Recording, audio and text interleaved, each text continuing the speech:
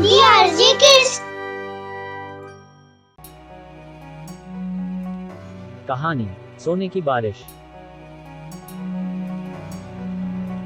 धनपत अपने गांव का सबसे गरीब आदमी था। वह अपनी पत्नी और बच्ची का पेट पालने के लिए मजदूरी किया करता था। एक दिन वह मजदूरी करके घर लौटा तो, सुनो जी, हमारी बच्ची सुबह से बुखार में तड़प रही है, कुछ करो ना। तुम दिन भर घर पर ही थी, फिर भी उसे डॉक्टर को क्यों नहीं दिखाया? घर में कोई फूटी कौड़ी होती तो ही उसे डॉक्टर के पास लेकर जाती ना। पत्नी की यह बात सुनकर धनपत चुप हो जाता है और फिर अपनी बेटी अंशिका का माथा छूकर देखता है। अरे अंशिका, तुझे तो अब भी तेज बुखार है। हाँ बापू। चल, तुझे वैद्य जी के पास लेकर चलता हूँ। यह कहकर धनपत बेटी अंशिका को वैद्य जी के पास से दवाई दिलाकर लाता है, मगर उसकी दवा से अंशिका को कोई आराम नहीं लगता और इस कारण। अरे पूजा, सुनती हो? क्या है जी? अंशिका का बुखार तो टूट ही नहीं रहा, इसे तो बड़े डॉक्टर को दिखाना पड़ेगा। पर वह तो बहुत महंगी दवाई देगा, ऊपर से नंबर वाली पर्ची काटने के बहाने पैसा अलग से ऐंठेगा। क्या इतना पैसा है तुम्हारे पास? पैसा तो नहीं है, मगर फिर भी ले जाना तो पड़ेगा ही ना।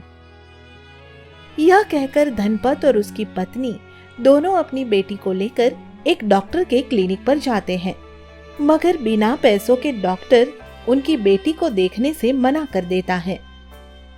क्या जमाना आ गया है, गरीब पर तो कोई दया करता ही नहीं। मेरी फूल सी बच्ची बुखार से मर रही है और इस डॉक्टर को पैसे की पड़ी है।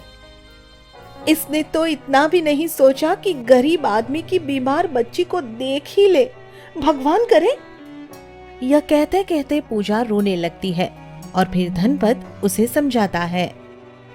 बस कर पूजा, भगवान को जो डॉक्टर के साथ करना होगा करेगा।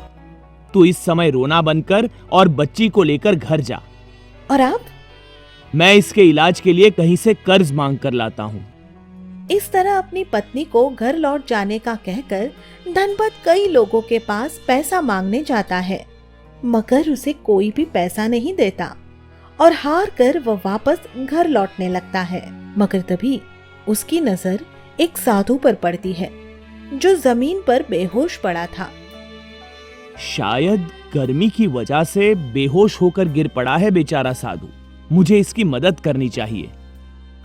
यही सोचकर धनपत साधु के मुंह पर पानी के छींटे मारकर उसे होश में लाता है और फिर उसे पानी पिलाता है। साधु धनपत से खुश हो जाता है और उसे एक गुड़िया देते हुए कहता है, मैं तुझे ये चाबी वाली जादुई गुड़िया देता हूँ बेटा, तू इसे अपने घर ले जा। पर मैं इसका क्या करूंगा साधु महाराज? ये तेरी सारी गरीबी दूर कर देगी, क्योंकि बेटा ये सोना बरसाने वाली जादुई गुड़िया है।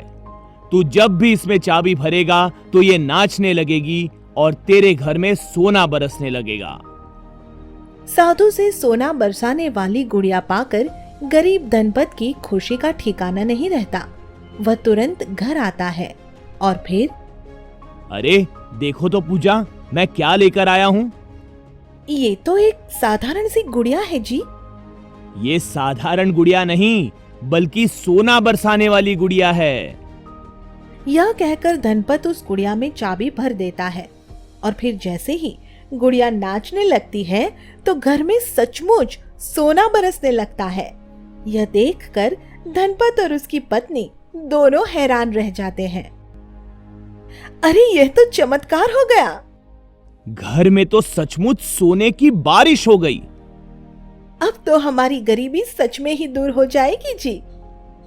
हाँ पूजा, ये सोना बेचकर तो हमें बहुत सारा पैसा मिल जाएगा। धनपत सोना लेकर एक सुनार के पास जाता है और उसे सोना बेचकर बहुत सारा पैसा मिलता है। पैसा हाथ में आते ही वह अपनी बेटी अंशिका को एक अच्छे डॉक्टर से इलाज करवाता है और फिर वो बहुत जल्दी ही ठीक हो जाती है। भगवान का शुक्र है कि हमारी बेटी बिल्कुल ठीक हो गई है हाँ पापा, अब मैं ठीक हो गई हूँ और पढ़ना लिखना चाहती हूँ। ये तो बहुत अच्छी बात है बेटी। लड़कियों को भी लड़कों की तरह ही खूब पढ़ना लिखना चाहिए। इस तरह धनपत अपनी बेटी अंशिका का एक अच्छे स्कूल में दाखिला करा देता है और अपने परिवार के रहने के लिए बहुत ही बड़ा और सुंदर घर बनवाता है। साथ ही घर में नौकर, चाकर और गाड़ी भी आ जाते हैं। इस तरह एक गरीब मजदूर का परिवार काफी अमीर हो जाता है और सुख से रहने लगता है। मगर धनपत के पड़ोसी बिशन से उसकी यह अमीरी बर्दाश्त नहीं होती। कुछ ही दिनों में कितना अमीर आदमी बन गया ये गरीब मजदूर। समझ में नहीं आता कि ये कमबख्त इतना पैसा कहां से लाया। इसके कुछ दिन बाद बिशन धनपत से मिलने उसके घर आता है तो देखता है कि उसके घर में सोने की बारिश हो रही है।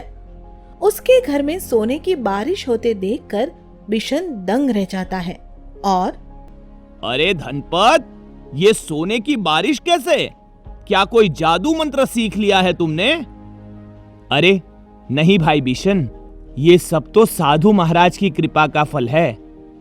पर कैसे भाई, जरा मुझे भी बताओ।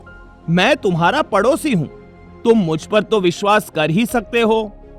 हाँ क्यों नहीं भाई, एक अच्छा पड़ोसी भगवान के वरदान के समान होता है और तुम तो मेरे सबसे अच्छे पड़ोसी हो। इस तरह धनपत अपने पड़ोसी बिशन पर भरोसा करके उसे सोना बरसाने वाली जादुई गुड़िया का सारा भेद बता देता है। ये तो बड़ी अच्छी बात है भाई। भगवान करे तुम और तुम्हारी ये गुड़िया सदा सही सलामत बनी रहे। पर तुम्हें एक बात समझाना चाहता हूं। क्या बात समझाना चाहते हो बिशन? यही कि मैं तो ईमानदार आदमी हूं, मगर गांव में सब मेरी तरह ईमानदार थोड़ी ना है। इसीलिए किसी और को इस बारे में मत बताना, क्योंकि कोई इस जादुई गुड़िया की चोरी भी कर सकता है। इस तरह धनपत से उसे सोने की बारिश करने वाली जादुई गुड़िया के बारे में जानने के बाद बिशन का मन हमेशा बेचैन रहने लगता है और वह उसे चुराने का मौका ढूंढता रहता है। फिर एक दिन धनपत का परिवार घर पर नहीं होता तो उसे यह मौका मिल ही जाता है। वह रात को उसके घर में घुसकर गुड़िया को आसानी से चुरा लाता है। गुड़िया तो आसानी से हाथ लग गई। अब तो घर में सोने की बारिश करके देख लेनी चाहिए। यही सोचकर बिशन बहुत खुश हो जाता है और फिर गुड़िया में चाबी भरकर उसे छोड़ देता है। गुड़िया नाचने लगती है, मगर घर में सोने की बारिश होने की बजाय बिशन के सिर पर आग बरसने लगती है। अरे बचाओ बचाओ, ये क्या आफत मोल ले ली मैंने। यहाँ तो सोने की जगह आग बरसने लगी। बिशन कुछ देर तक ऐसे ही चीखता चिल्लाता रहता है और फिर खुद को बचाने के लिए घर से बाहर भाग जाता है। फिर इस घटना के बाद वह जीवन भर लालच और चोरी न करने की कसम खाता है।